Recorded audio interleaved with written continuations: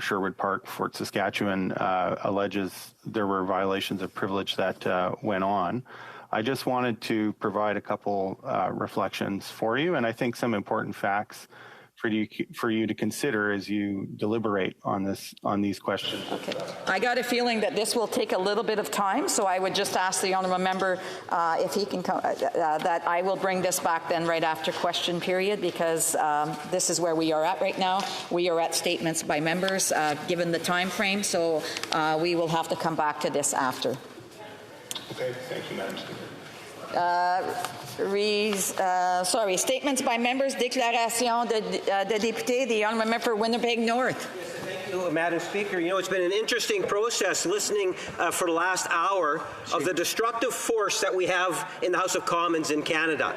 The Conservative Party, Madam Speaker, goes out of its way to please its far-right extreme members, Madam Speaker. And they spare no cost as this government focuses on Canada's middle class, those aspiring to be a part of it, being focused in terms of helping Canadians in every region of this country by introducing important legislation, including budget legislation, Madam Speaker. What is the response we get from the Conservative Party of Canada? Filibuster, going out of its way to prevent Canadians from getting the benefits that they need at a time in which there are a variety of issues that are of concern to Canadians, Madam Speaker. I find it shameful and disgusting how the Conservative Party continues to play that destructive force on the floor of the House of Commons, Madam Speaker. I would suggest that they go to their constituents, listen to what their constituents are saying, and come back to the House and behave more like an opposition party, Madam Speaker. Be more creative. The honourable member for Wellington Halton Hills. Madam Speaker, a great Canadian has died at age 100. George MacDonell survived the Battle of Hong Kong. 2,000 Canadians fought bravely to defend Hong Kongers, including my father and his family. Half of them were casualties. The survivors were taken prisoner of war. By war's end, George had dropped to 110 pounds. He was 6'4". But that's just the beginning of his remarkable story. After liberation as a prisoner of war and spending half a year recovering, George completed his high school and university and eventually became vice president and group executive of Canadian General Electric. Later, he was appointed by Premier Davis as Deputy Minister of Industry, Trade and Technology. George MacDonell was truly a member of the greatest generation. He fought for freedom and democracy and came home to build post-war Canada. We will remember him. Good. The honourable member for Preston, Sackville-Preston Chesapeake. This week has been an unprecedented challenge for Nova Scotians. Our thoughts are with those affected with the ongoing forest fires, the largest and most extensive in our province. I wish to send a special thanks, of course, to our firefighters, first responders and volunteers for their efforts during this difficult time. As our country and our government continues to adapt and prepare ourselves against the realities of climate change, all Canadians will need to stand united and meet these challenges together. Near my riding of Sackville-Preston Chesapeake, we are closely monitoring the ongoing fires in Tantallon, Bedford and Hammonds Plain area. Evacuations and comfort centres are in place to meet the needs of the people on the ground. I want to reassure all Nova Scotians that the federal government is in regular contact with our provincial counterparts. We have deployed CAF members to assist with the wildfires response, in addition to support provided by the Coast Guard, Health Canada and Transport Canada. We will get through this. Nova Scotia strong! The honourable member for Nunavut.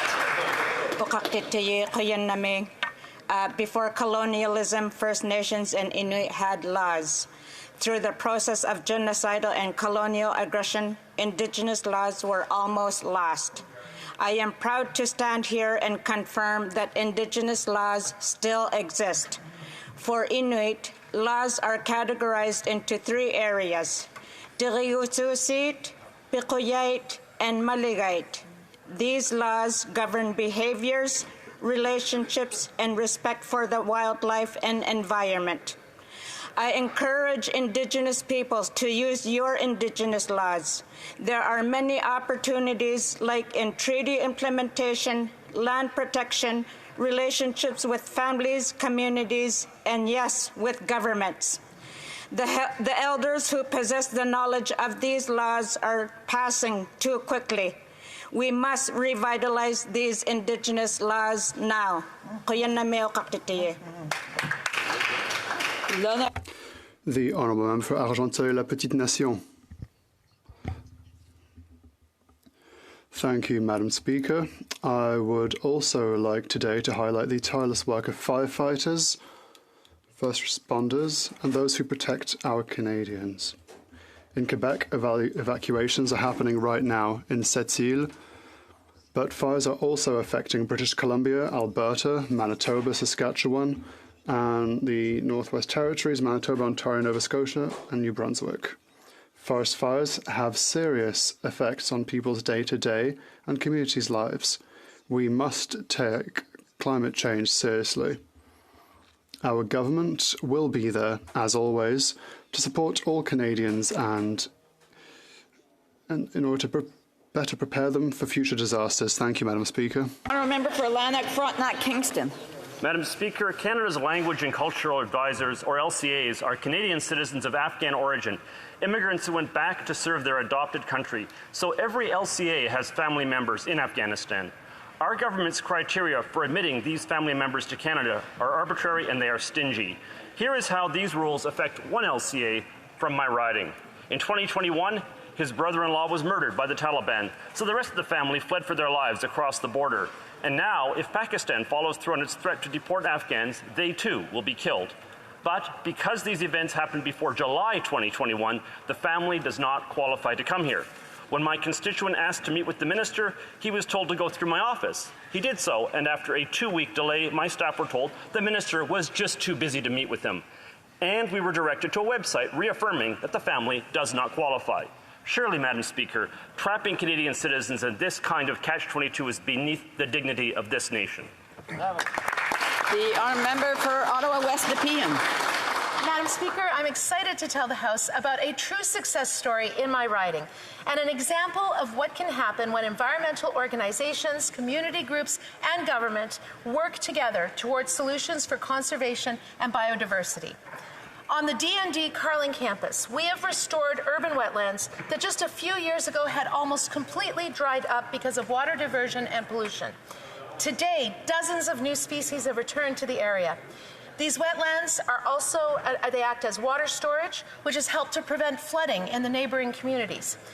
And wetlands store carbon, which is a natural climate solution. With the leadership of Kate McNeil and Donna Dubright at the Ottawa Carleton Wildlife Centre, and the advocacy and active participation of residents in the surrounding communities of Crystal Beach, Lakeview, and Belltown, they worked closely with the Rideau Valley Conservation Authority, PSPC, and the NCC to make this project a success. Congratulations to everyone involved. Thank you. The honourable member for Don Valley West. Thank you, Madam Speaker. I rise today to honour the life of my friend, colleague, and constituent, Ian Gordon McBride. Ian was a resident of my riding in Thorncliffe Park, an active member of the United Church of Canada. And sadly, Ian died very recently, far too soon after his well-deserved retirement began. Ian worked tirelessly as Executive Director of the Anglican United Refugee Alliance, or ORA. In his time at ORA, he made an enormous difference in the lives of thousands of newcomers and Canadians, promoting and facilitating private sponsorships of hundreds of refugees across Canada. He put his heart, his soul, and his body into this work. His compassion and leadership made Canada a more welcoming and a better country. Ian was an inspiration to me, not only when I was clergy seeking his assistance, but also as a parliamentarian when he sought mine. I miss his wise counsel, his company. Ian fought the good fight, he finished the race, and he kept the faith. May he rest in peace. The honourable member for Haliburton, Kawartha Lake Rocks. Speaker, June is National Indigenous History Month, a time to recognize the rich cultures, heritage, traditions, resilience, and diversity of First Nations, Inuit, and Métis. As we come together to learn and celebrate, we must not forget the underlying social, economic, cultural, institutional, and historical causes that have contributed to the violence and vulnerability against Indigenous women and girls. We must remember and reflect on the terrible tragedies of the residential school system, 60, Scoop, and other colonial policies and the legacy they left behind. It is the responsibility of every Canadian to work toward reconciliation and, in doing so, move closer to a better and more equitable future. I'm thankful for the people who have shared with me their stories, and I'm honored to work beside them to ensure the mistakes of the past aren't made again. I hope all honourable members in this place will join with me to build a stronger country where Indigenous people are treated equally and fairly. The honourable member for Canada, Carleton. Madam Speaker, this week I visited CANSEC, Canada's largest defence and security trade show, and what a show it was. From wearable exoskeletons to a new generation of light armoured vehicles to the technology that will take the first Canadian to the moon. What a show. I was blown away. As I toured the floor of the show, innovations in the air, land, and sea, and even space were on full display. It was fabulous to see so many familiar faces from Canada's defence and security industry as they employ thousands in my riding of Canada Carleton. Companies like Collins Aerospace, Calian, Leonardo DRS, and MDA, all of whom are at the forefront of their fields. Their work is not only part of Canada's growing defence ecosystem, but it's also ensuring the men and women of our Canadian Armed Forces are equipped with the cutting-edge technology that they need to keep us safe. Thank you, Madam Speaker. The honourable member for Perth Wellington. Madam Speaker, on Monday, on a road northwest of Woodstock, a tragic traffic collision claimed the lives of Detective Constable Stephen Turgeneau of the Perth County OPP and local school bus driver David James Stewart. Stephen Turgeneau was a husband and a father of 3. He dedicated his life to keeping our community safe. He had a bright future, both serving the people of our community and with his family, who he loved dearly. He was only 35 years old. Dave Stewart was a 71-year-old family man who, in his retirement, chose to spend his time getting children safely to and from school. His unexpected death is a loss to his family, the community, and the school kids who appreciated him so dearly. Our entire region is mourning the loss of 2 admirable gentlemen who served their communities in different but very important ways. Our hearts go out to their families and their loved ones. We will remember the lives they lived and the good they did for the people they loved and the communities they cared about. Thank you, Madam Speaker. The honourable member for Niagara Falls. Speaker, I stand in this House today to add my name to those residents in Fort Erie and Port Colborne who are shocked and disappointed by the decision of the Niagara Health System to reduce the operating hours of the urgent care centres in both communities. What makes this decision so disappointing and frustrating is the fact that nearly 8,000 residents in Fort Erie alone are without a family doctor. When speaking with Niagara Health, they say this is an issue not about money, rather it's a lack of certified nurses and doctors needed to help staff these sites. Speaker, Conservatives have been proposing a solution to help fix these healthcare staff shortages. It's called the Blue Seal Certification Program. Implementing a national certification testing standard such as this would mean foreign-trained health professionals would get a chance to take a test, receive an answer, and a certification within 60 days. This would go a long way to help solve the staffing shortages now plaguing Niagara Health, and it would deliver improved health care services that Fort Erie and Port Colborne residents rightly deserve. Hear, hear. The honourable member for Scarborough Rouge Park. Madam Speaker, today is the inaugural National Day Against Gun Violence. For far too many in our country, gun violence is a deeply personal tragedy that has claimed loved ones, shattered dreams, and robbed our sense of security. Many will recall the Dancing Street shooting in the summer of 2012 in my riding of Scarborough Rouge Park. A gunman fired into a crowded block party, killing 2 young men and wounding 22 others. Even with the passage of time, the pain and loss linger. Let us honor the memories of victims and support the survivors by wearing white, the color of peace, and raising awareness around gun violence. As a government, we're taking decisive action to address gun violence through Bill C-21. Today, I call upon the Leader of the Opposition in the Senate to stop obstructing the passage of this bill. Finally, Madam Speaker, I want to thank the Toronto Raptors for their collaboration and advocacy in making this day a reality. The honourable member for Nanaimo, Ladysmith. Madam Speaker, Raymond Salgado from my riding of Nanaimo Ladysmith received a standing ovation from the judges after his first performance on Season 2 of Canada's Got Talent and continued to amaze the judges in all of Canada with every performance. Without surprise, Salgado continued on all the way to the finals. It is not hard to see how Canada fell in love with Raymond Salgado so quickly with his incredibly powerful voice and the undeniable way he lights up a stage. At 24 years of age, Raymond's career is just getting started. Be sure to see Raymond Salgado perform at Nanaimo's Silly Boat Regatta and to keep following his work with new original music on the way. Raymond is not new to creating beautiful music. One such song, titled Runaway, Raymond created at just 17 years of age, inspired by his experience of coming out as gay. Raymond shared that he wanted his music to help others in the 2SL LGBTQIA+ community who may be struggling. As we celebrate Pride this month, I want to acknowledge incredible people like Raymond Salgado. We are proud of you. L'honorable député de Rivière. The Honourable Member for Rivière-des-Mille-Îles. Thank you, Madam Speaker. I'd like to highlight the recent inauguration of the new space at the Maison des Soins Palliatifs Cercamps in Saint-Eustache in my riding. Since the expansion work was completed, 12 large, private, calm and warm rooms are now available free of charge to people at the end of their lives. Since 2005, over 1,000 people at the end of life have been cared for at Maison Cercamps. In addition to the palliative care home, Cercamps offers accompaniment and support following a cancer diagnosis or the loss of a loved one.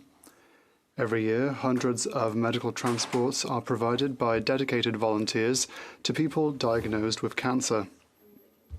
As a not-for-profit organisation funded only 50% by the government, Cercamps could not function without its volunteers and donations from the community.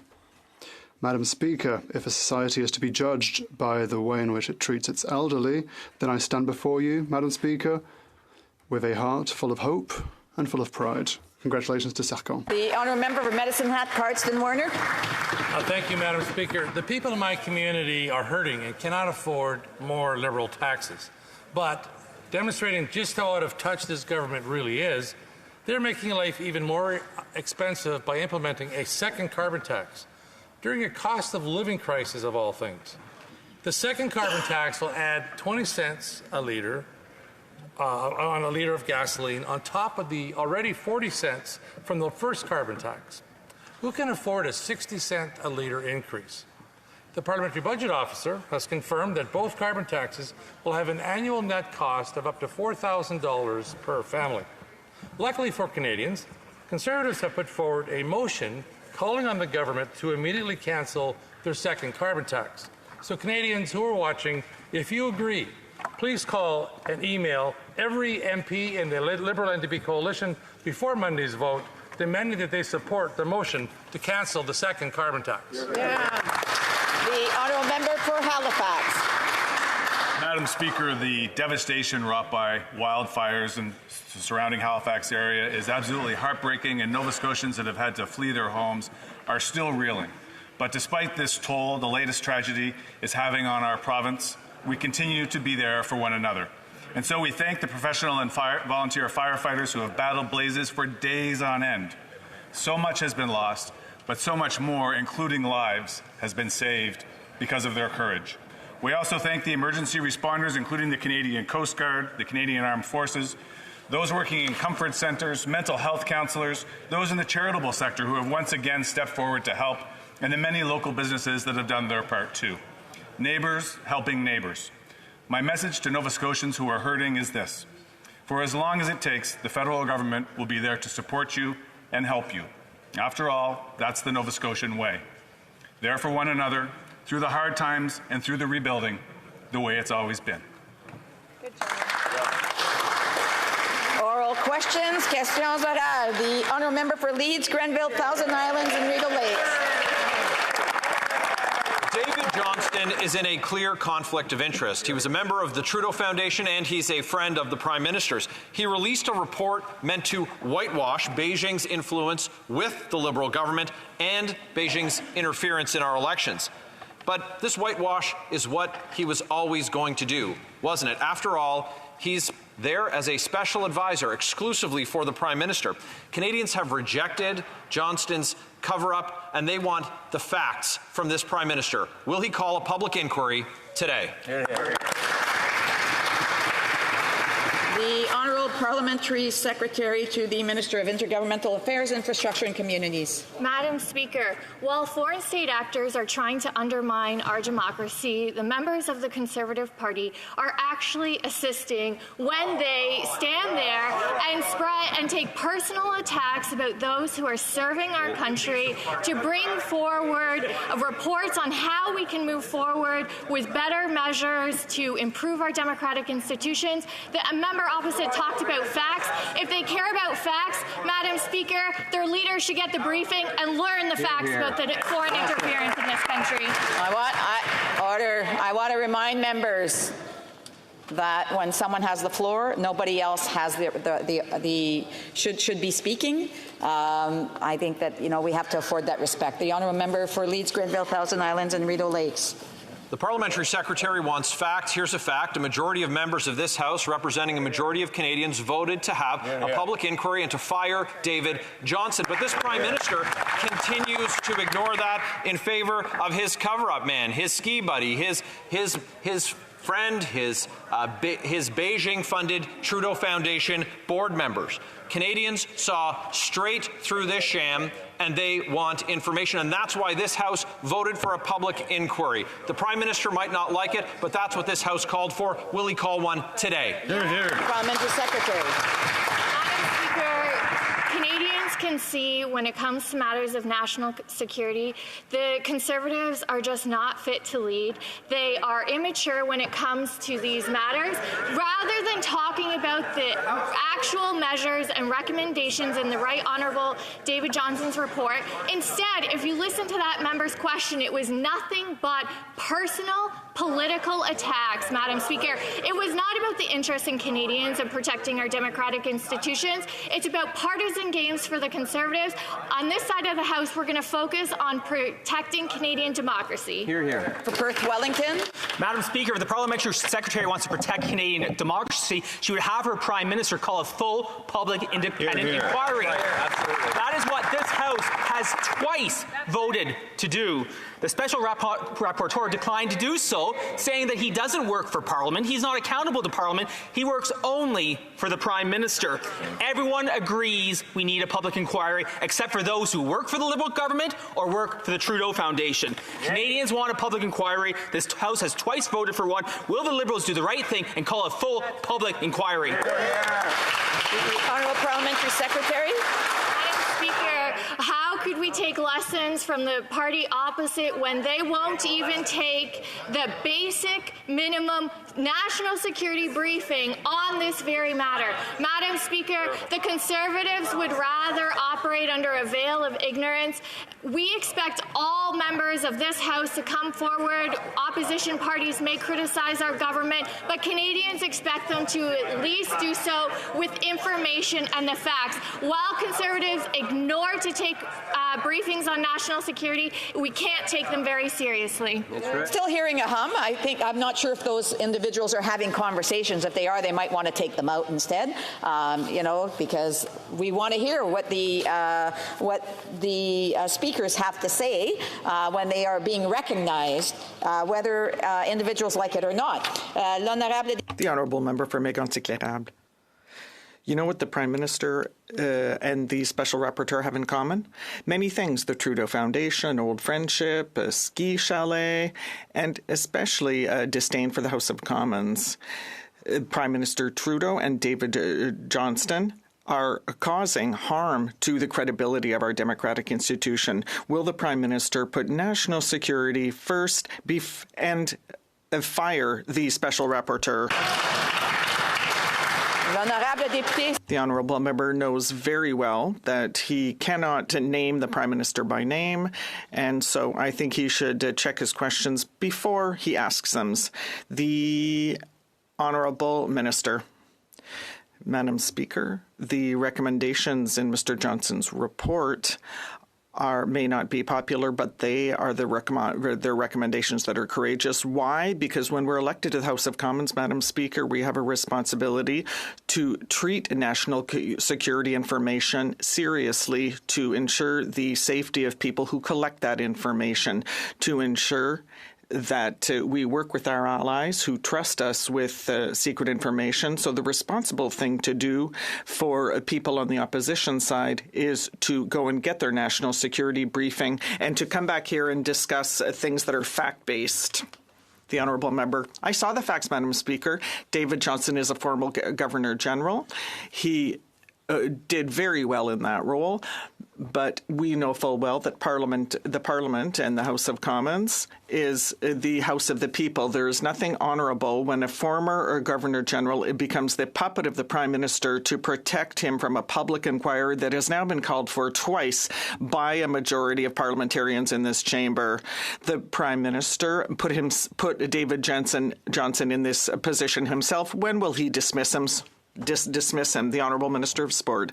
Madam Speaker, Mr. Johnston was, honourable and reliable and credible to be appointed by the Harper government to be Governor General and by the Mulroney government to conduct inquiries. So all of a sudden, because the conclusions of David Johnston don't suit the Conservatives, someone who has spent his life serving Canadians is being denounced by the opposition, and that is irresponsible.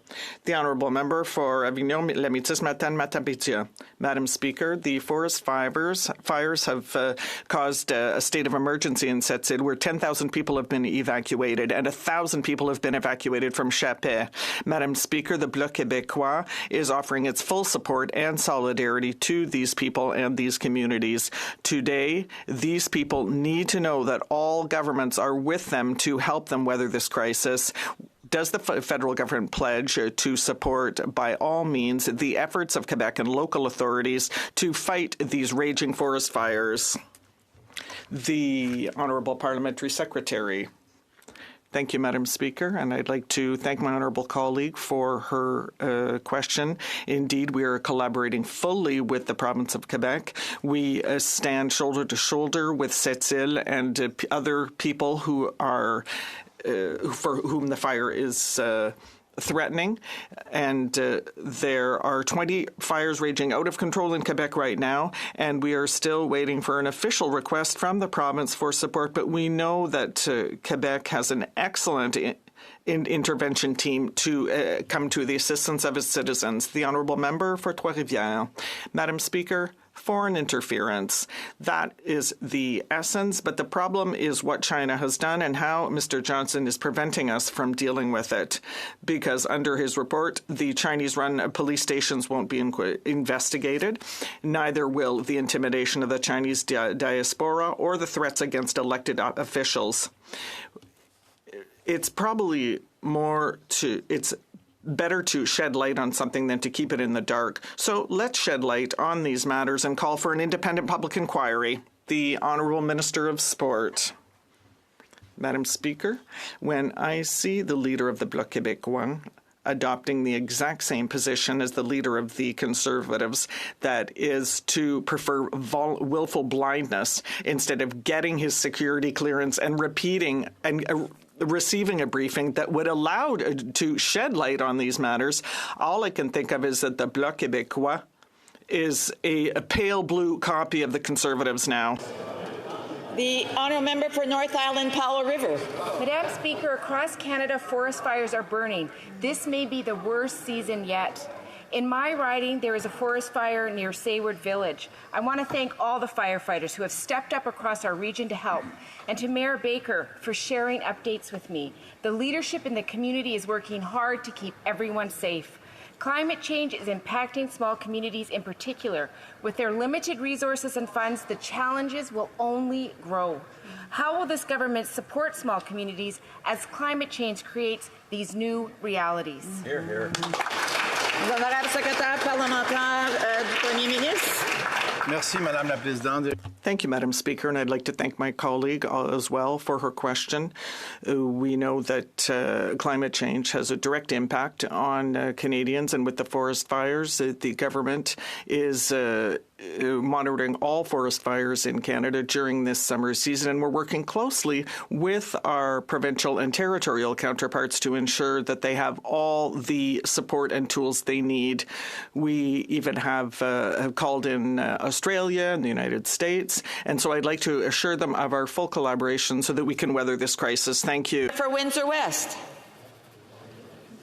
When Canada had an auto policy, being the Auto Pact, we were number 2 in the world in manufacturing, the hub of investment, research, and development. When the Conservatives and Liberals signed NAFTA, they allowed us to get bullied by Japan and the WTO, and without a fight, we gave up our best trade agreement in history.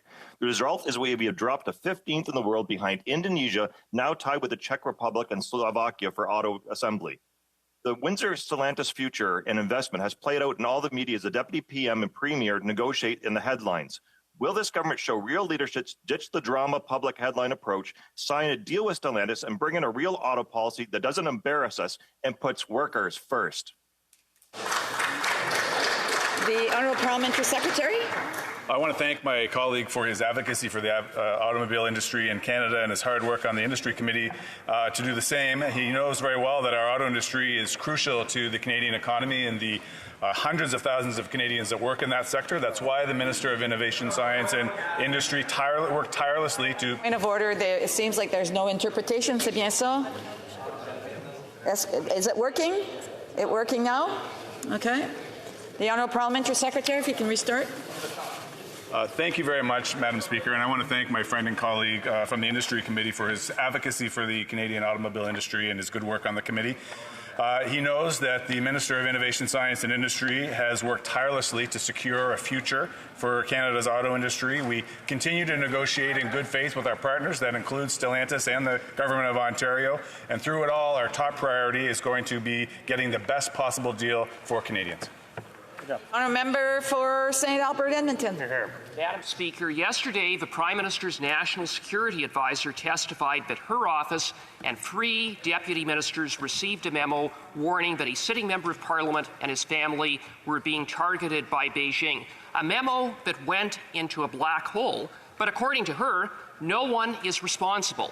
It's the Prime Minister's job to run the machinery of government, and he has special responsibilities when it comes to national security. So will he finally step up and accept responsibility for this colossal failure under his watch? Hear, hear. The Honourable Parliamentary Secretary to the Minister of Intergovernmental Affairs, Infrastructure and Communities. Madam Speaker, we will never tolerate foreign state actors attempting to intimidate, whether it's members of this House, members of diaspora communities, or any Canadians. We take this matter extremely seriously. David Johnson's report has indicated areas that need improvement in policy and communication. We take that work extremely seriously. The Prime Minister, prior to the release of the report, said we would implement those recommendations. We're looking at that very closely. The Minister of Public Safety is going to make sure that gaps like that are closed. Hear, hear. St. Albert Edmonton. Here. Madam Speaker, consistent with the Prime Minister not taking responsibility, one of his ministers claims that he isn't responsible for not reviewing a memo sent to his attention warning that the member for Wellington Halton Hills was being targeted by Beijing. He blames CSIS instead. Cover up, denial, and blame. The Liberal story just doesn't add up. Why do these Liberals expect all of the power and none of the responsibility? Hear, hear. The Honourable Parliamentary Secretary. Madam Speaker, the issue of foreign interference is extremely seriously. It's not new, and it's certainly not unique to Canada, but it is precisely why from 2015 we implemented a number of measures to deal with the attempted foreign interference in our democracy. We will never accept it. We are going to continue to strengthen our democratic institutions as well as our national security community to ensure information is properly shared with those those who need it. Madam Speaker, while the Conservatives do nothing and just play politics, we take this seriously. Stormont Dundas, South Glengarry. If the Liberals' first carbon tax wasn't driving up gas and grocery bills enough, they've now decided that Canadians need a second carbon tax on the price of fuel. The independent parliamentary budget officer laid out these new tax hikes clearly. 41 cents a litre with the first carbon tax, and now the second carbon tax is going to add an additional 17 cents a litre. And then, of course, they're going to tax the tax by putting GST on their carbon tax. 61 cents a litre in new taxes. When will the Liberals and NDP just axe the tax? Yeah. The Honourable Parliamentary Secretary to the Minister of Environment and Climate Change. Madam Speaker, let me demonstrate the height of Conservative hypocrisy. In their Conservative platform in the 2021 election, they state, and I quote, "We recognize the most efficient way to reduce our emissions is to use pricing mechanisms." Another excerpt on the clean fuel standard. There seems to be an issue with being able to understand what the Honourable Parliamentary Secretary is responding to. I'm sure, order, I'm sure that the Honourable Member wants to hear the answer so he can ask a subsequent answer. The Honourable Member for Parliamentary Secretary to the Minister of Environment and Climate Change. Well, Madam Speaker, this is pretty tough medicine for the Conservatives, but let me quote from page 79 to 80 of the Conservative platform. "We'll finalize and improve the clean fuel regulations to reduce carbon emissions from every litre of gasoline." That sounds an awful lot like we're doing on this side of the aisle, Mr. Speaker. When will the Conservatives stop the hypocrisy and get serious about climate change? For Stormont Dundas, South Glengarry. The Liberals don't have an environmental plan, they have a tax plan, because the fact is they have never met a target on climate change they've ever set. All it is doing is skyrocketing food prices in this country. They are taxing farmers who grow food. They are taxing truckers who ship it. And they are taxing the businesses in restaurants that sell it. Ontario families are going to be out $2,300 a year under this Liberal NDP scheme. When are they finally going to realize that they're the ones causing the cost of living crisis, that their environmental plan is non-existent? Just scrap the tax and help Canadians. The Honourable Minister of Tourism. Member's question, but I want to take us back 7 years ago and a day when, for the first time in Canadian history, we raised the pride flag on Parliament Hill. We made history, we stood up for Canadians, and members from every house, members from the Senate, were on the lawn of the Parliament to do that very thing, and I want to thank all 2S LGBTQI plus members of this House, our allies and our champions, staff, and the new Canadian Pride Caucus for getting this work done. On the substantive issue of the matters raised, he should check his party platform in 2021 when they ran on a price on pollution. The Honourable Member for Louis Saint Laurent. Madam Speaker, I can assure this House and the Minister that everyone here on this side of the House are 100% in agreement of the defence of two LGBTQI rights. What we can also be sure of, Madam Speaker, is that unfortunately the people on that side invented a new tax to further tax Canadians and put more money in their pockets. And so Canadians are trying to deal with inflation. For the average Quebec family, it's going to cost $436 more per year. Now, seriously, can the minister tell us that this new tax is a good idea, whereas people can't even make ends meet? The Honourable Minister. Madam Speaker, the Honourable colleague on the other side knows that if he wants to ease things for Canadians, all they have to do is stop the filibuster and support the BIA in order to make things cheaper for Canadians. But with regard to the price on pollution, the Conservative platform from 2021 says that the number of or rather, fuel is going to be something we're going to put a price on pollution on. The Honourable Member for Louis Saint Laurent. Madam Speaker, on this side of the House, we got a lot more votes than they did, even though they formed government. The other reality, Madam Speaker, is that just a few months ago, someone said that the deficit and the out-of-control spending are throwing oil on the inflationary fires. You know who said that, Madam Speaker? The Deputy Prime Minister of Canada and the Minister of Finance. And yet a few months later, she presented a budget that increased the deficit and spending. So seriously, once again, can the minister tell us that 43 $436 more for Canadian families is more difficult and a bad idea for everyone? Madam Speaker, there are so many concepts in that question that I'm going to address as many of them as possible.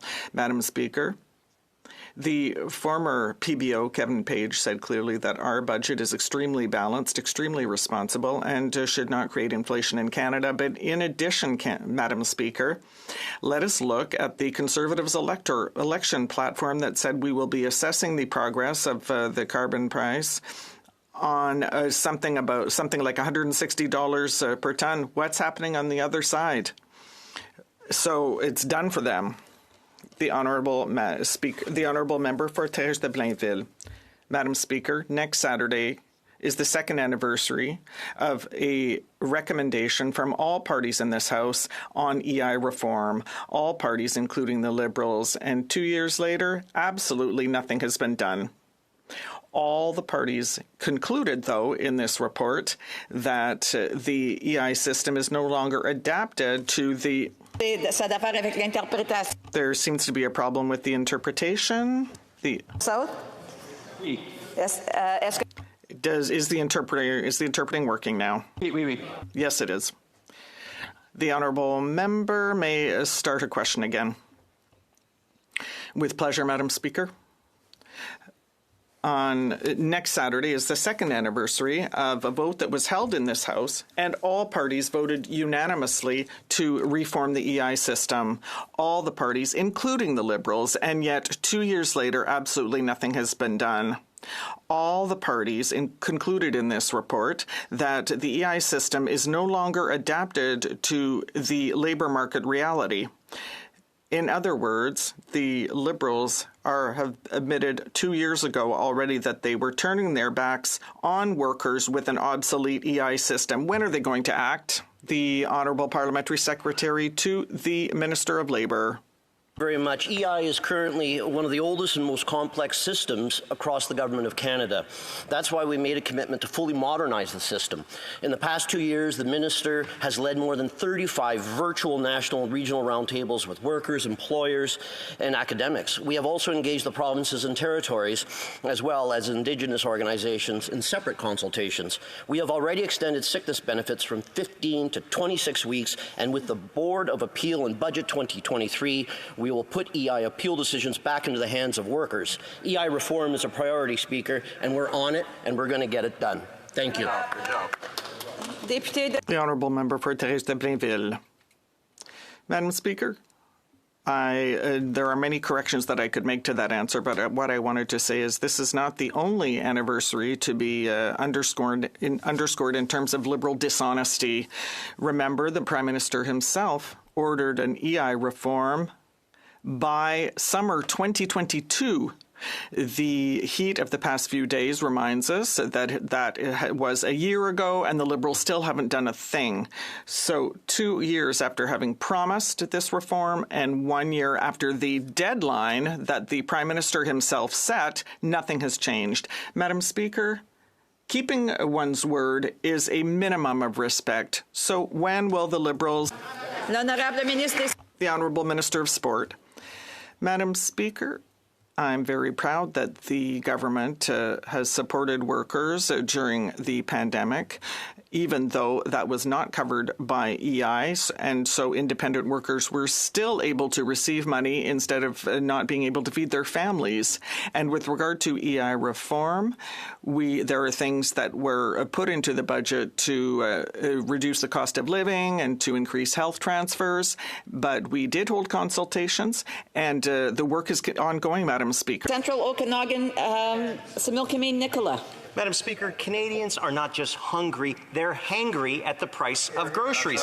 This Minister of Finance is pouring an additional $60 billion over the inflationary fire. The food professor says that overspending by government is to blame, and he said, I quote, "When a government injects more money into the economy, the excess liquidity can drive up demand for goods, including food, which can in turn lead to higher prices." Does the Minister of Finance feel guilty that her large deficits are hurting Canadians' ability to feed themselves, or is she secretly trying to start a national weight loss challenge?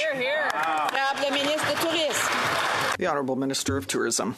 That I could maybe lose, 5 or 10, but as it comes to that member's question, what's real is if they want to help Canadians, they can stop the filibuster in this chamber today, they can show up for work, and they can make sure, Madam Speaker, that the Budget Implementation Act passes and that supports get to Canadians who need them. The hypocrisy on that side is making things smell in this House. It's not just the heat, it's the Conservatives who are blocking this Parliament. Hear, hear.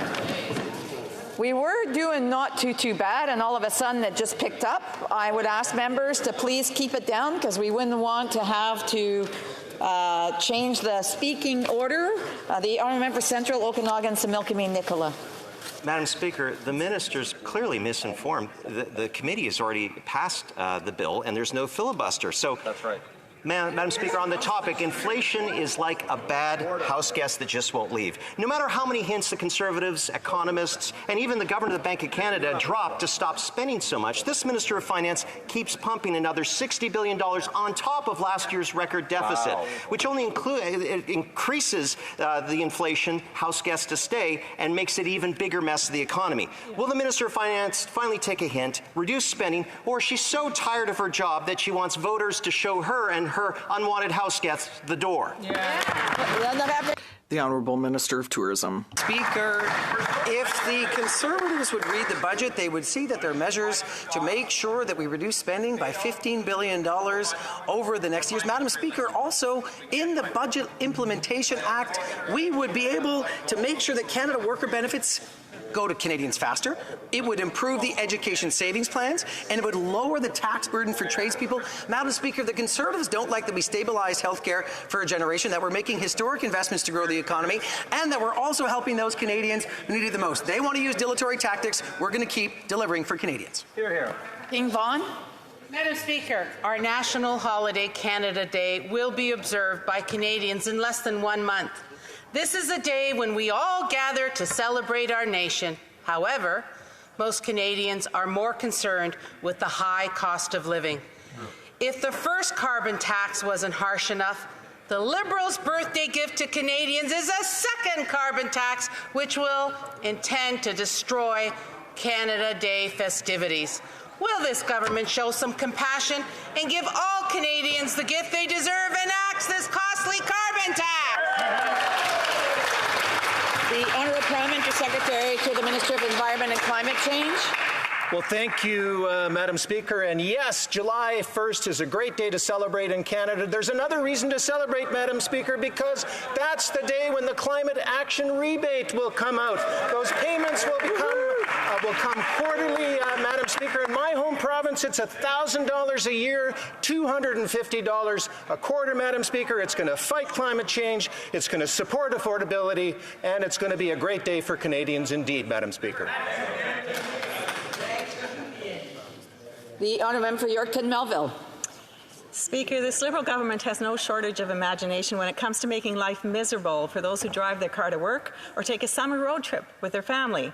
They've already imposed a carbon tax which adds 41 cents to a litre of gas, and now carbon tax 2 will add another 17 cents to that same litre of gas. Compounded with GST, that's an extra 61 cents per litre during the worst cost of living crisis since Pierre Elliott Trudeau.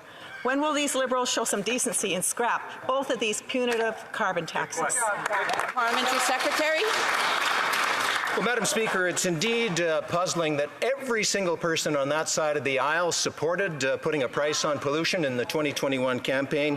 Madam Speaker, the member for Wellington-Halton Hills, much admired in this chamber, made it the centerpiece of his Conservative leadership campaign in 2017. But get this, Madam Speaker, the MP for Pitt Meadows Maple Ridge actually introduced the first carbon tax in North America. And I have a good report, Madam Speaker. It was success, the economy grew, and more money was put into BC pockets. Thank you, Madam Speaker. Honourable member for London Fanshawe. The NDP leader and I just joined a rally for Webster Street tenants last week. After living in their apartments for years, they are facing rent evictions by a new corporate landlord. When the tenants organized, the owner threatened to tag and tow their cars for not paying a new $200 parking fee.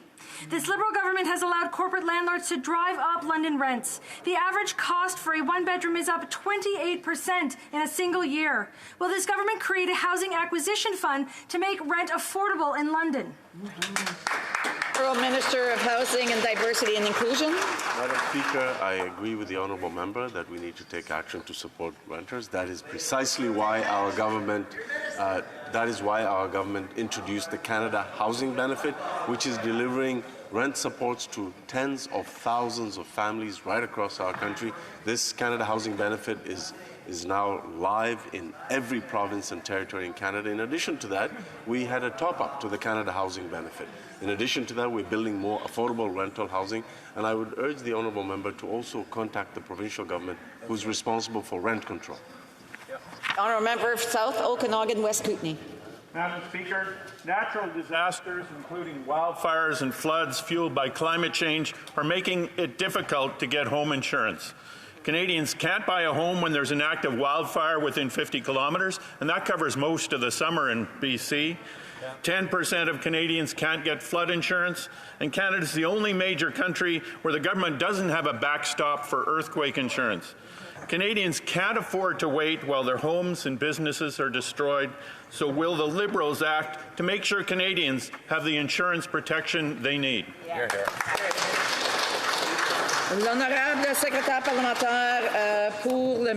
The Honourable Parliamentary Secretary to the Minister, the Minister of Economic Development. Merci, Madame la Présidente. Thank you, Madam Speaker, and thank you to my colleague for raising this issue. We should, every parliamentarian, take very seriously the risks caused by climate change. Our government is there, as always, to support all Canadians and Indigenous people in order to help them prepare for future threats, including issues with insurance. We know full well that it's more and more difficult. The insurability of neighborhoods, homes, villages, we will be there to support them when the area is no longer insurable. Madam Speaker, gun violence poses a real threat to the safety of our communities. Canadians expect to be able to take their kids to school, ride transit, and visit places of worship without fear. People from my riding of Richmond Hill, like Canadians across the country, have been very clear. They want us to take strong action to prevent gun violence and keep their loved ones safe. How is this government taking action to deliver for the safety of Canadians? The Honourable Parliamentary Secretary to the Minister of Indigenous Services. Thank you, Madam Speaker, and I want to thank the member for the question.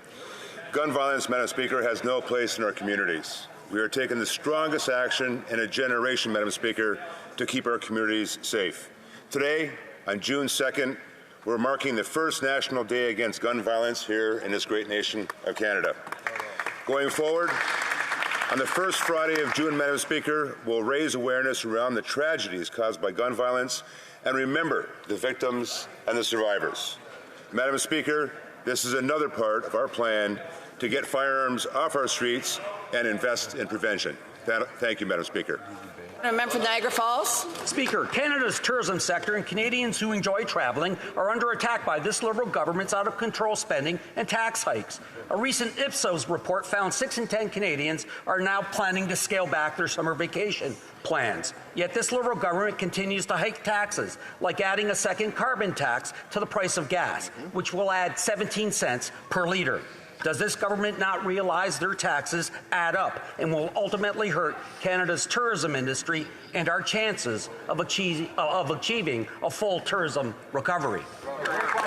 Madam Speaker, I respect the honourable member who is my tourism critic, but you know, Madam Speaker, something doesn't add up because he voted against supporting the tourism industry in the budget, but yet he voted for pricing on carbon in the last it's a campaign, so I don't know what they drink in Niagara, but Madam Speaker, I know we're... Can't hear the answer, and I'm sure that the honourable member wants to hear the answer because he's going to want to probably pose another question. So I would ask members to please hold off on their thoughts, on allowing their thoughts to be loud. So the honourable member for Minister of Tourism, if he can start. Speaker, I find it a little odd that the tourism critic for the Conservatives voted against supporting the tourism industry in the budget, and yet he voted for a price on pollution when he ran for the last election. So we're going to let him explain that to his constituents. But I can tell you, I was at Rendezvous Canada this week in Quebec City, Madam Speaker, and the tourism sector in this country is going to be back not in 26, not in 25, not in 24, but the end of 2023. Thanks to Canadians, thanks to what we have to offer, thanks to the international community knowing that Canada's back and they want to come and see us. I'm still hearing some heckling going on, and I would just ask those members to please not do that. The honourable member for Niagara Falls. Madam Speaker, that's an interesting response. Surely a tourism minister knows that travel is a discretionary activity. Adding 41 cents a litre to the gas through the first carbon tax won't help. A second Liberal carbon tax of 17 cents will not hurt as well. Add GST on that, and we have a tax on a tax on a tax. Canadians need tax relief, not another tax. When will this Liberal government axe the tax and help the tourism sector recover fully this year?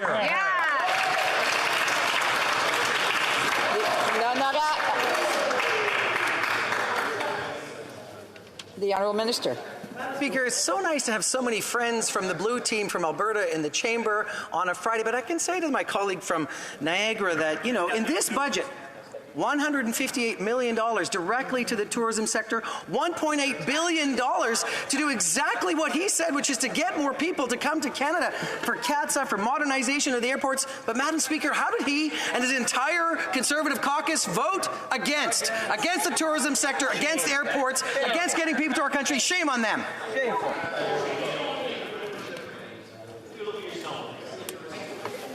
Order, order, order. If members want to have cross debate, then they should leave the chamber. Order, order, on both sides.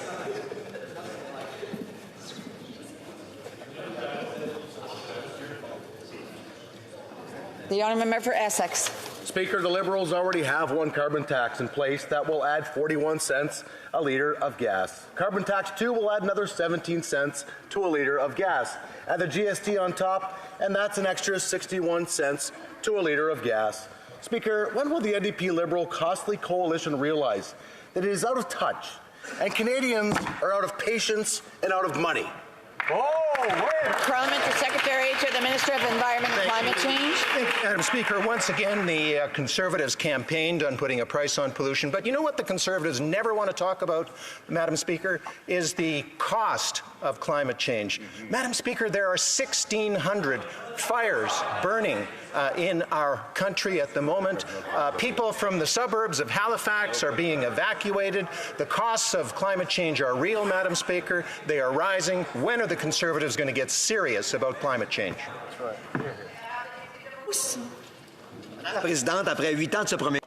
After 8 years with this Prime Minister, businesses in Beauce are struggling to find workers. Small and medium businesses in the farming sector are starting to close their doors because of backlogs at IRCC and endless paperwork.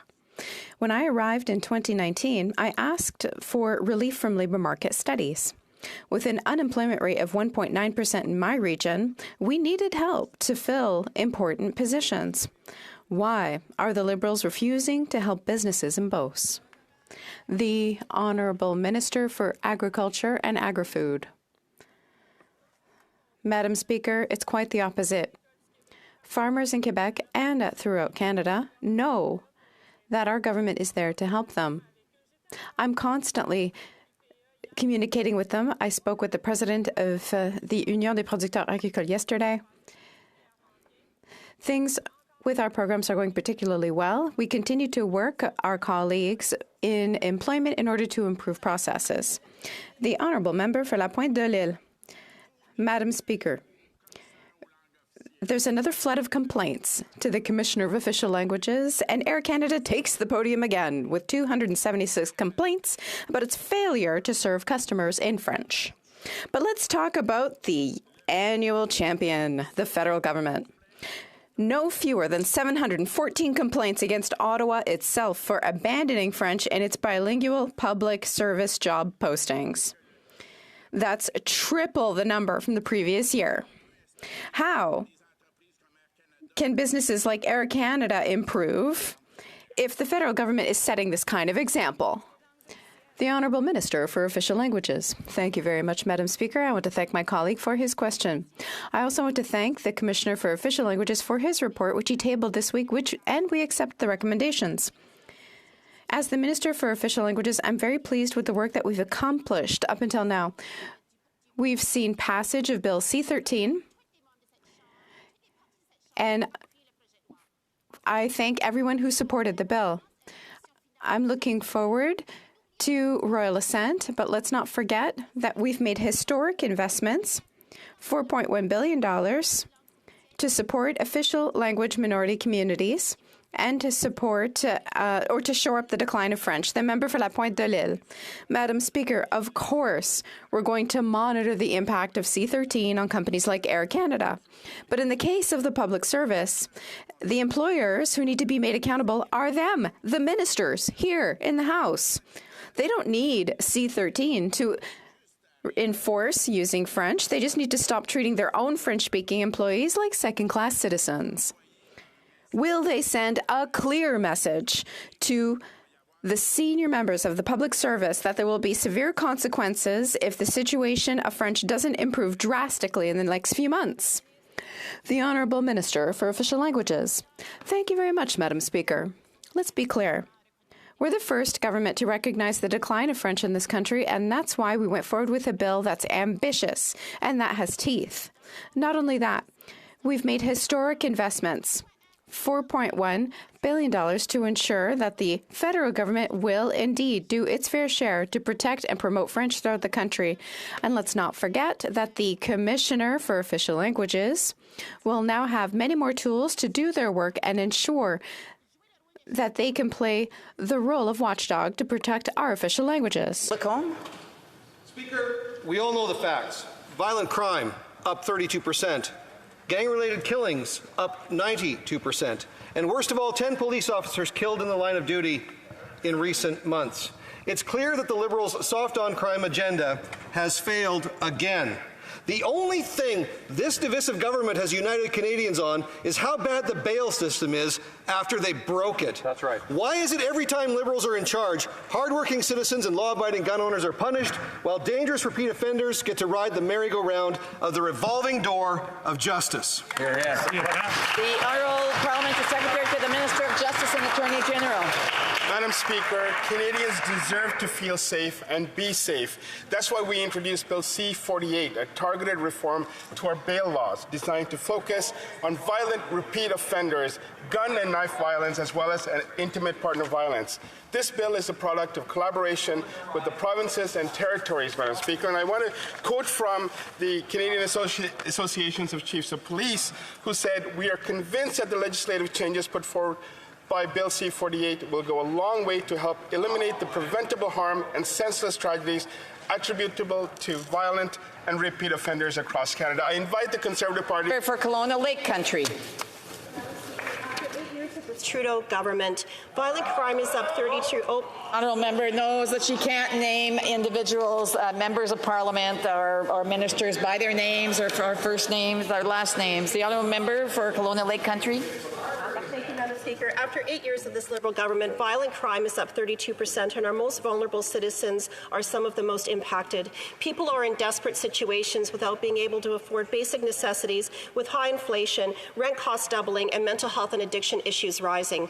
It was just yesterday in this House that I spoke about the homelessness issue being on the rise, with safety concerns surrounding homeless encampments. And this morning, we hear about the death of a woman following a reported shooting at a tent encampment in Peterborough. When will this government take public safety seriously? The Honourable Minister for Parliamentary Secretary to the Minister of Justice and Attorney General. Thank you, Madam Speaker. And I'd like to just repeat what I was saying earlier, Madam Speaker. With Bill C-48 that we introduced a couple of weeks ago, we have near unanimous support from across provinces as well as police leadership. I want to quote again from the Chiefs of Police of Canada, and it quotes, we commend the governments for acting on the urgency for legislative change and for recognizing that our amendments were important. We are convinced that the legislative changes put forth in Bill C-48 will go a long way to help eliminate the preventable harm and senseless tragedies attributable to violent and repeat offenders, Madam Speaker. L'honorable député de Montmagny-Lislet-Kamouraska, Rivière-du-Loup. Madame la Présidente, depuis que Madam Speaker, since this Prime Minister took office, violent crime has risen by 32%. And just a little reminder, under the Conservative government, saw crime rate go down by 23%. This situation is directly linked to the government's lax policies. Criminals get released on bail with disconcerting ease. Will the Prime Minister finally get the message and make changes to put an end to the revolving door system in our prison system? It's like we're at a hotel. The Honourable Parliamentary Secretary. Merci, Madame. Thank you, Madam Speaker. Méritez de vous santé et d'être en sécurité, Madam. Everyone deserves to feel safe. We introduced Bill C-48, a targeted reform to our bail laws designed to focus on violent repeat offenders, gun and knife violence, as well as intimate partner violence. If I may, Madam Speaker, repeat what I said earlier. This is from the Canadian Police Association, and their comment on C-48 is nous apprécions que le ministre ait travaillé en. We appreciate that the Minister worked in collaboration with the parties to present this bill. Honorable député de Pontiac. The Honourable Member for Pontiac. Madam Speaker, Bill C-18 on online information requires web giants to pay their fair share to local media when they benefit from their work. It makes sense. But Facebook doesn't want that. Oh no. When Australia presented a similar bill, they even tried to bully them, and they're doing the same thing today in Canada and California. We found out that Facebook is doubling down on its bullying tactics by preventing thousands of Canadians from accessing news. I'd like to know how the government plans to react to this bullying tactic, which is grotesque. The Honourable Minister for Tourism. Thank you, Madam Speaker. I'd like to thank my colleague for Pontiac for her question and hard work. Once again, Facebook wants to bully Canadians, and now they're going to block news on their platform for many Canadians. That's bullying, just like in a schoolyard. Canadians will get scared and they won't ask to get the system fixed, and they won't ask web giants to pay their fair share. But our door is open to make appropriate changes. We will not, however, let ourselves be bullied. We will demand that web giants do their fair share, and that's the end of it. Like Frontenac Kingston. Madam Speaker, Corrections Canada tells us that offenders who find jobs in the community are 3 times less likely to reoffend. This is true, but it's also irrelevant because there is zero statistical correlation between participation in CSC's job training programs and getting post-incarceration work. Here's why.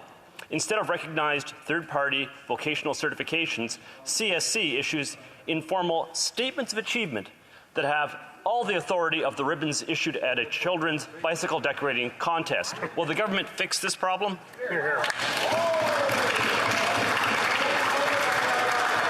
Honourable Parliamentary Secretary of the Government House Leader. Madam Speaker, you know, the opposition has a wonderful opportunity by listening to what the consultations and the output that came from the consultations with the provinces and Ottawa on bail reform.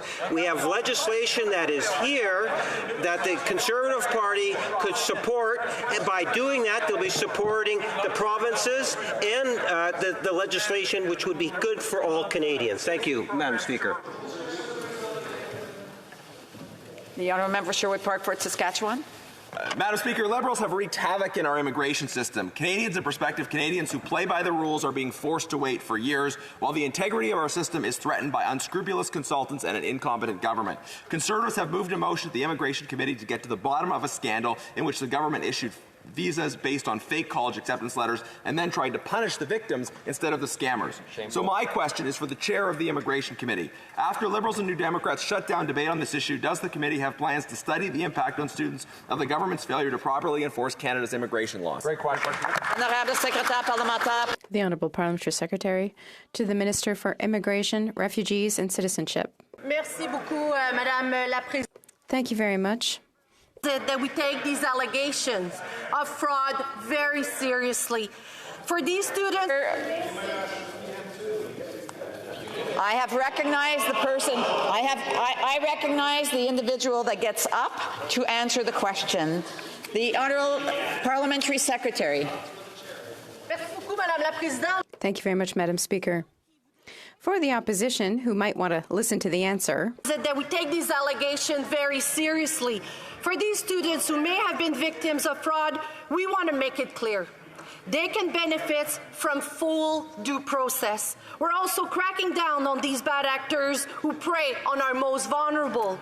Madam Speaker, we'll always be there for these vulnerable students, and we will be relentless in our efforts to clamp down on these dishonest consultants. Member for St. Albert Edmonton. Speaker, Logan Hunter and Jackson Joseph had their lives taken in the Humboldt Broncos bus crash. Because of the reckless criminal actions of one man, 16 people are dead and 13 more were injured. The perpetrator, a non-citizen, is fighting to stay in Canada. Logan and Jackson's parents want to know that if committing a crime of this consequence isn't enough to get someone deported, then what is?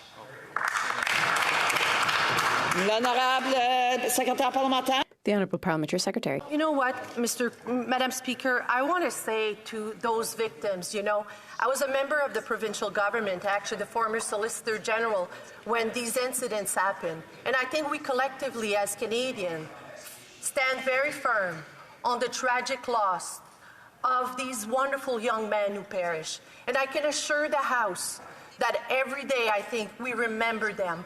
We also know that there's a court case in place, and this is the court to make a decision, Madam Speaker. I hate to think that these Conservatives will interfere into a court procedure. Let's allow the member for Fleetwood Port Kills. Madam Speaker, taking action on climate change is something we should all be able to agree on. Recently, we saw another major initiative to combat climate change in the Canada Greener Homes program. Can the Minister share with the House the anticipated impact of this program on affordable housing providers and residents, and how will this initiative support our government's commitment to achieving net zero emissions by 2050? Minister. Madam Speaker, I want to thank the honourable member for his important question and advocacy on this important issue. Affordable housing and climate change must go hand in hand. That is why I was pleased recently to announce the launch of the $1.2 billion Canada Affordable Greener Homes program. This initiative will help affordable housing providers serving low and moderate income households complete deep energy retrofits on residential rental buildings, reduce operational costs, and greenhouse emissions at the same time. This will result in an increased quality of life for residents while contributing to climate change. This is what real action on housing affordability and sustainability looks like. The honourable member for Port Moody Coquitlam. Madam Speaker, as communities from coast to coast to coast face wildfires and flooding, Canadians need this government to step up and do more. The BC NDP government already provided a $100 million watershed security fund to proactively protect from extreme weather events. And the Liberal government needs to do the same. Will this government show the same leadership as British Columbia on water and match at minimum their $100 million watershed security fund? Good question. L'honorable secrétaire parlementaire. The Honourable Parliamentary Secretary. Thank you very much, Madam Speaker. I'd like to thank my colleague for her question. Obviously, we see how important it is to face climate change, considering the number of forest fires we currently have. Our government is closely following the fires during fire season. We don't want to overrun local capacity. We're ready to offer federal assistance, and we encourage Canadians to follow the advice and alerts from local authorities, and the government will always be there to help provinces and territories. Thank you. Member Kitchener Centre. Madam Speaker, it's been 2 weeks now since the Senate strengthened and passed Bill C-22, the Canada Disability Benefit Act. Yet the governing party has prioritized 6 or 7 government bills ahead of it.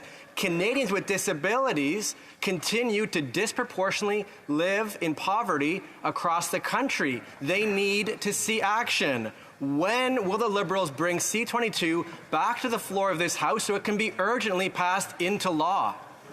The honourable member for the honourable Parliamentary Secretary for the Minister of Labour. Thank you, Speaker, and I'd like to thank the honourable member for this important question. In the spirit of nothing without us, we are continuing to move forward with historic investments and actions that will improve the social and economic inclusion of millions of Canadians with disabilities.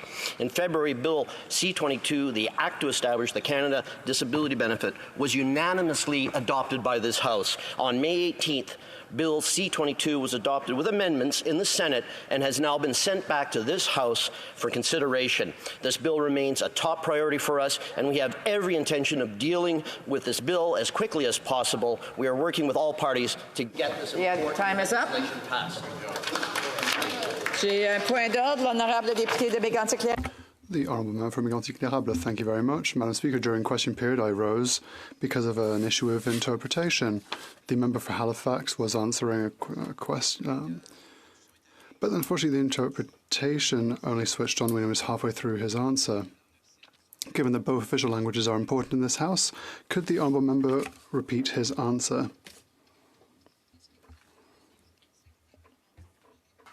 Could the Honourable Member repeat his answer? I believe the member was referring to the question about Stellantis. I'm not sure. I didn't hear the beginning of his intervention. I think the member knows I'm working hard to learn French. I'd be happy to convey my answer to him in writing en français. Merci beaucoup. Hold on here. He was asking that the Honourable Parliamentary Secretary repeat the answer that he gave. En anglais, I understand. Je comprends. Merci beaucoup, monsieur.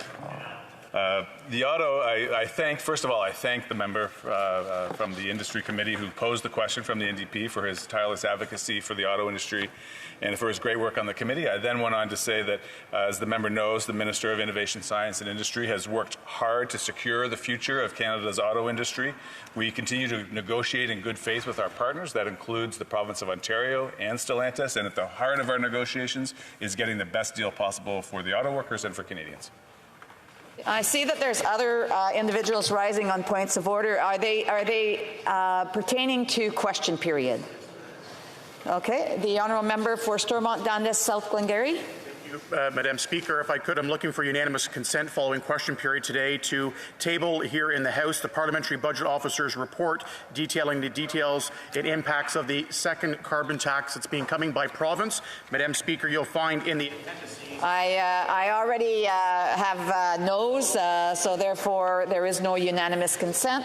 Is there still points of order rising from question period? Yes? The honourable member for Red Deer-Lacombe. Thank you, Madam Speaker. I have in my hands a letter that was written to the Chair of the Procedure and House Affairs Committee requesting that the Minister of Public Safety actually appear for 2 hours instead of 1 hour in response to the... This is pertaining to question period? So, okay, hold on. There's only one speaker in the House. The honourable member for Red Deer-Lacombe, I would just ask him to get to his point of order. And in lieu of the answers that were given when the government was asked about foreign interference, we requested through this letter that I would like to table through unanimous consent that the Minister of Public Safety appear for 2 hours. Do I already don't have unanimous consent? There's already individuals saying no. L'honorable député. The honourable member for Sherwood Park, Fort Saskatchewan. For question period? Thank you. Relating Madam to question Chair, period? I raised a question that was respecting committee agendas. I will note page 512 of Procedure and Progress and Practice specifically says that members may raise questions concerning matters before committee and that those questions are directed towards the committee chair. It says, starting on page 512, questions seeking information about the schedule and agenda of committees may be directed to chairs of committees. Questions to the ministry or to a committee chair concerning the proceedings or work of a committee, including its order of reference, may not be raised. Thus, for example, a question would be disallowed if it dealt with a vote in committee, etc. The question that I raised was very clearly dealing with the agenda of the Immigration Committee. I'll note various examples that are in the footnote. For example, May 20th, 1970, pages 7, 1, 2, 6, and 7. On November 4th, 1981, page 12499. On March 9th, 1987, page 3955. And various points continue. In 2008, the Liberal House Leader rose on a point of order and asked the Speaker if someone other than the chair of a committee could respond to a question concerning the agenda of the committee. The Speaker advised that his role is to take a look at those who are standing to answer and choose who is going to answer. He indicated that he had recognized the Government House Leader because he was the only member rising to respond, and that it is preferable for the member asking the question to get an answer than none at all. However, Madam Speaker, in this particular case, there was no opportunity given for the chair of the committee to rise, for vice chairs of the committee to arise, and this sadly, the right of members to raise questions to committee chairs is becoming in practice almost irrelevant, because every time members have raised these kinds of... The honourable member is going into debate now. He's raised his point of order, and as he has indicated, others who rise can be recognized. There's nobody else that rose, and there was plenty of opportunity for anybody to rise, and so the individual who actually rose is the individual that was recognized. The honourable member for Sherwood Park for Saskatchewan. Just respectfully on the facts, I believe there may have been someone trying to get the attention of the chair online. I can't say for sure because I was not online. I was here, but there was no hands raised online, and so as I indicated, the person I did recognize the person who wanted to answer that question. The honourable points of order, l'honorable député. The honourable member for Louis-Saint-Laurent. Thank you, Madam Speaker. Indeed, during question period, myself and other colleagues asked questions on the carbon tax. A report was tabled by the Parliamentary Budget Officer. There should be unanimous consent to table this document. I'm still waiting for no's, but I'm hearing no's, so there's not unanimous consent. On the point of order relating to question period. Thank you, Madam Speaker. I rise today to seek unanimous consent following question period to table witness testimony from the Finance Committee from May the 17th. I'm already hearing no's. There's no unanimous consent. The honourable member for Northumberland, Peterborough South, is your point of order relating to question period. Yes, my point of order was with respect to the Minister of Tourism. I hope you can hear me. I'm having a little bit of technical problems. I did intend to raise this earlier. Okay, I'm not sure about you. Is there a problem with interpretation? It's good? Okay, the honourable member for Northumberland, Peterborough South. Yeah, the Minister of Tourism, in responding to a question, said that it was great to see so many of my Alberta colleagues from the Blue Team. This is doing indirectly what you cannot do directly. Of course, members cannot state whether the comment on the presence or non-presence of a member. I believe that it was not directed to anybody in particular, and so I would just do want to remind members to be careful when they are making comments in the House, but again, it wasn't directed at any one member in particular. The honourable member for Simcoe Grey has a point of order. Is it related to question period? Yeah, thank you, Madam Speaker. I just during question period, there was a lot of discussion, and all parliamentarians are concerned, certainly at the food banks and the budget coming up. So I'd like to table and hope to get unanimous consent. I have hunger count policy recommendations that I'd like to put forward, so that everyone has the opportunity to read, and hopefully. Unanimous consent already. So the honourable member for Perth Wellington. Thank you, Madam Speaker. As you know, it's a long-standing practice in this House that important government documents are tabled in this place. I would note that the document he wants to table before we say no. The honourable member for Perth Wellington. I would note that typically a Minister of the Crown does table government reports in this House. It is a rubric in the proceedings, of routine proceedings. I would note that the Right Honourable David Johnston's report on foreign interference was not tabled in this House. It was never tabled in this House with the table, despite it being a report directly asked for by the Prime Minister. The Liberals seem to be very proud of the rapporteur, so I would see that sure there would be unanimous consent to table the David Johnston report on foreign interference.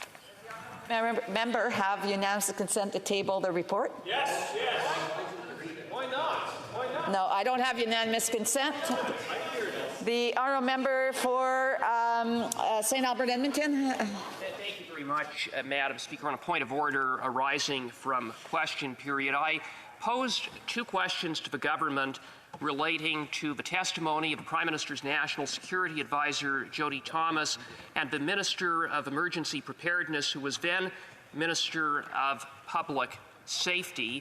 And I am seeking the unanimous consent of this House to table the blues from yesterday, wherein the National Security Advisor indicated that 3 deputy ministers, as well as her office, had received the memo indicating that the member for Wellington Halton Hills and his family had been targeted by the Beijing regime, and the further testimony of the Minister of Emergency Preparedness, who incredibly claimed that it was CSIS's fault for the fact that he hadn't read a memo that was sent to himself and his Chief of Staff, also indicating that the member for Wellington Halton Hills was a target of the Beijing regime. We have a Prime Minister who...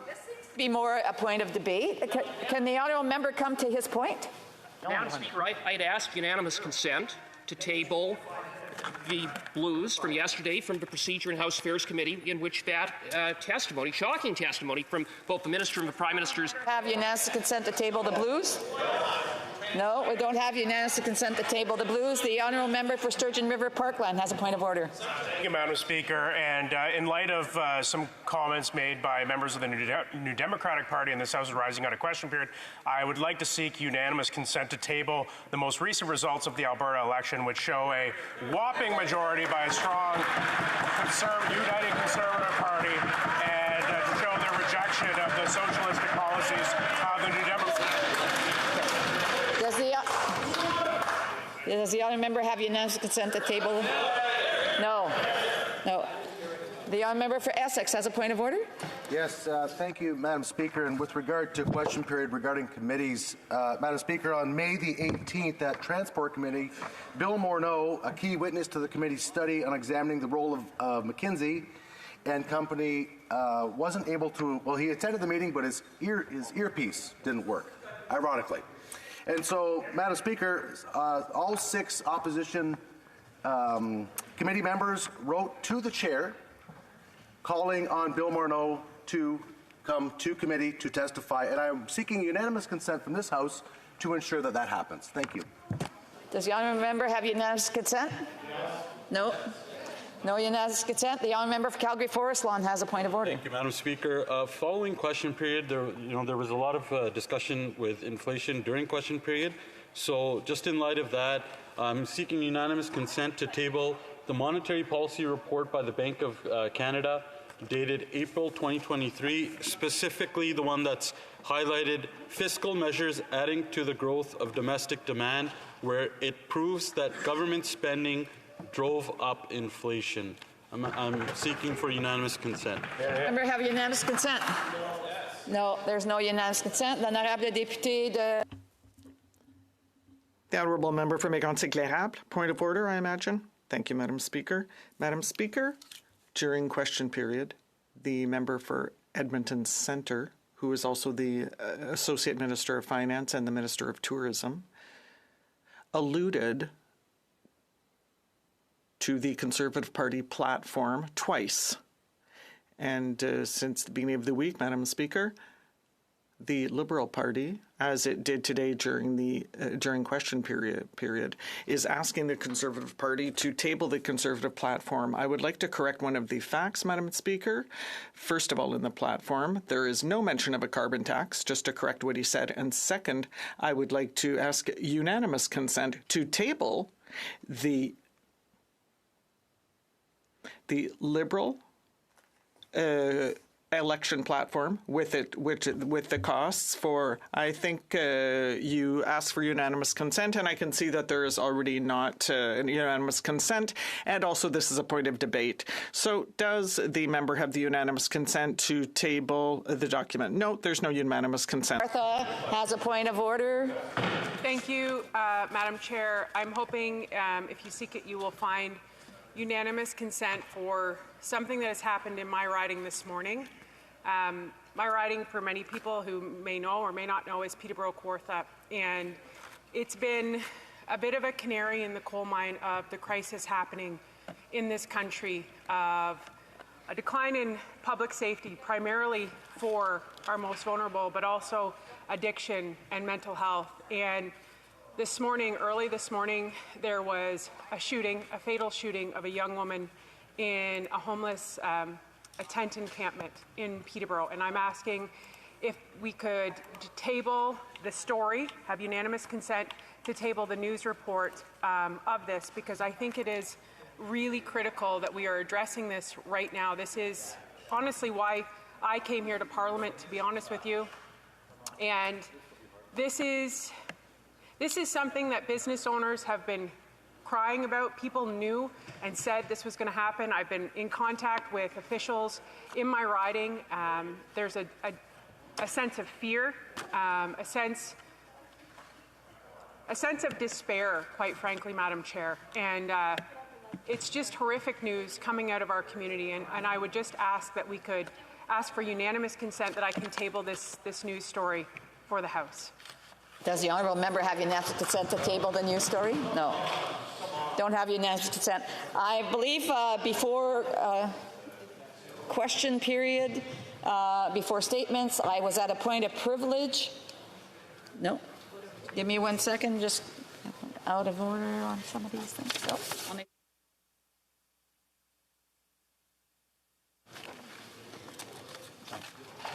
tabling, we have to get to routine proceedings first. Tabling of documents, the Honourable Parliamentary Secretary, the Government House Leader. Yes, thank you, Madam Speaker. Pursuant to Standing Order 36.8a, I have the honour to table in both official languages the government's responses to 14 petitions. These return